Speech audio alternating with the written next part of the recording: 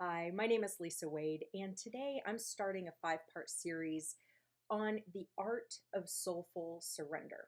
Now, you might wonder why on earth is this particular topic coming up right now? And there's actually a really good reason for that. The energies on our planet are getting intense. And with the full moon that's actually coming up on October 31st, there's an incredible opportunity for us to surrender or release all that no longer serves us.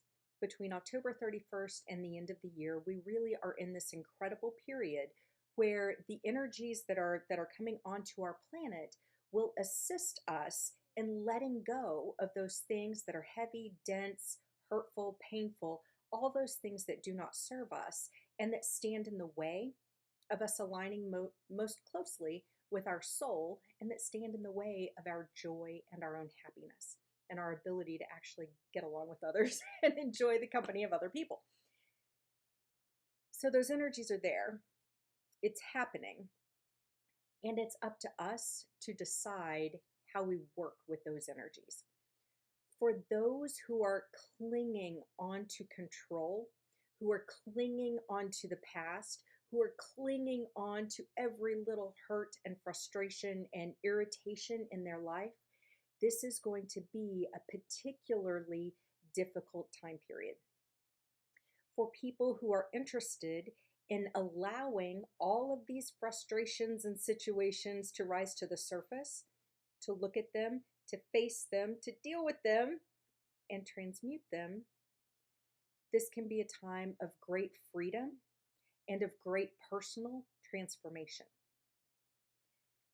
The idea of surrender for many people is either foreign or completely unpalatable.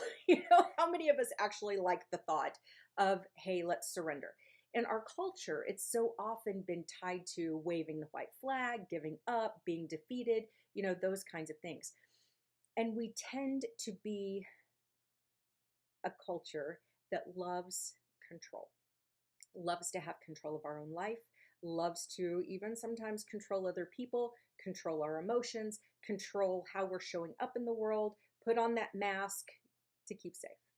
And that is part of what our ego, everyone has an ego, that's part of what our ego encourages us to do, so that we can at least have the illusion that we are driving the car of our own existence, that we are putting the right face out to the public, and that we're keeping ourselves safe in the process. This idea of soulful surrender, though, is really about letting that go. Letting go of the tyranny of the ego when it's attached to fear, when it's attached to the need to control everything in our lives. Letting go of that and replacing it instead, or actually to make room for the leadership of our own soul. As we're moving through this time in Earth's history, which really is quite unprecedented, and the energies around us are actually there to benefit and support our effort to let go of all that doesn't serve us, all that stands in the way of our connection with our own soul, of our connection with the divine, and our true connection with each other. So this five-part series is really about setting out some very specific principles and thoughts about how to go about this. The more I talk about surrender, the more I feel people go like this. It's no one's favorite topic. And I'll be honest, 4 years ago, it was 2016, and it was the first time that the message about surrender really kind of hit me in the face. Actually, it hit me in the throat. It was a throat punch about surrender. But I was at a place called the Osage Forest of Peace. And it was my first time visiting, beautiful location in the middle of the woods. And I was sitting in a group meditation experience. My first group meditation like this too. Very, very peaceful. And I had a tickle come up in my throat and I really needed to cough. And I'm trying to stifle this cough because I was convinced if I coughed out loud in the middle of meditation when people are getting their Om on, somebody would chuck their mala beads at me and it would all be over from there. So I'm trying to stifle it. And the more I try to control it, the more my throat is just making me crazy. And this was the first time I really heard my inner hearing: just surrender, just surrender and let it go. Now, that thought, that just surrender thought coming through that clearly, kind of took me off guard a little bit, because I was still of the mindset that surrender was a bad thing, not a good thing. And I finally let go and let the cough actually happen. Nobody threw mala beads at me or their meditation cushion. I immediately felt better. It's like I could breathe again and I could get on with the rest of what I was there to do. That shifted something for me because it helped me realize that just giving in, even when I don't want to, can actually put me back on the path that I do want to be on instead of holding me back from that path. The 4 years since, it's been like a perpetual lesson after lesson after lesson after lesson in this art of soulful surrender. Really, the art of getting out of my own damn way so that I can connect more meaningfully with my soul and with my creator to develop and devise a life of most meaningful contribution that's in alignment with my spiritual purpose and mission. And that's really what we're all being asked to do, every one of us. So over the course of these 5 videos, we're going to jump into very specific, different ways to look at spiritual surrender or soulful surrender. And if you can find even one way that you can let go of that which isn't serving and step more fully into or lean more closely toward that which does serve and aligns you with your soul, you're going to be on the right track to ride this crazy wave of energy right now with greater ease and grace. So, the first thing I'd like to talk about today is the idea of letting go of the hurts of the past, the frustrations, the pain, the stories that we've created, and what we've created that they mean about us, to let those go because they really don't have a place in our future, at least not a positive place in our future. We have all been hurt in some way during this journey of life, every single one of us. That's part of the price of admission for human existence, is we are going to experience hurts, sometimes from the people that we love the most. Sometimes we're the ones that are causing the hurt, and we can carry the guilt, shame, and blame that goes along with that. The point with this first idea of soulful surrender is allowing ourselves to let that go, to let it go. When we hold on to it, it continues to hurt us. When we hold on to the pains of what other people have done, it allows them to continue to hurt us after the fact. And we're the ones doing that at that point. Now, I know many of you may say, oh, that's a hell of a lot easier said than done. And I get it. And there are some times that when it comes to surrendering the control or surrendering the power that these experiences have over how we view ourselves right now, how we view our place in the world right now, sometimes we just need to get up to a level of neutral. If we can think about those instances or those things and get just to a level of neutral, where it's just idle. There's no power behind it. It's just there, maybe sitting on a shelf over in the corner, but just neutral. So it loses its energetic charge to cause us harm.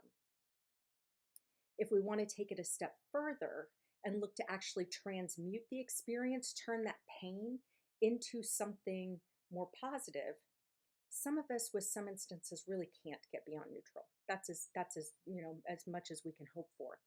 For others, there might come a time that once you reach neutral, then maybe next week or next month or next year, you have the opportunity to shift it. The easiest, or at least the most effective way to shift the energy of a past experience, either one perpetuated on us or one that we are responsible for, is to find a place of gratitude. some way, somehow, something that we can be grateful for related to that experience.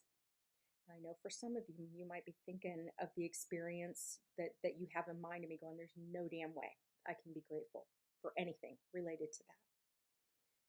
And it might be gratitude for the fact that you survived, whatever it is that you experienced. It might be gratitude for the fact that you are stronger now. It might be gratitude for the fact that, whatever the case might be, maybe relationships have changed and have grown or improved or whatever. But those elements from our past, where we're heading in the future, we have a lot of opportunity to head into a brighter, lighter, better feeling way of existing on this planet. I'm super excited for that. But the truth is, we can't take our baggage with us. We just can't. And when we're able to shift that baggage, either shift it into neutral and put it on a shelf so it's not following us around, or shift it and recognize some little kernel of something to be grateful for in it, then we are actually empowered to move more gracefully into this brighter future that we're headed to. This is one of the reasons that just releasing all of that that doesn't serve is so important for us right now. The full moon energies that are happening over the weekend are the perfect time to do that.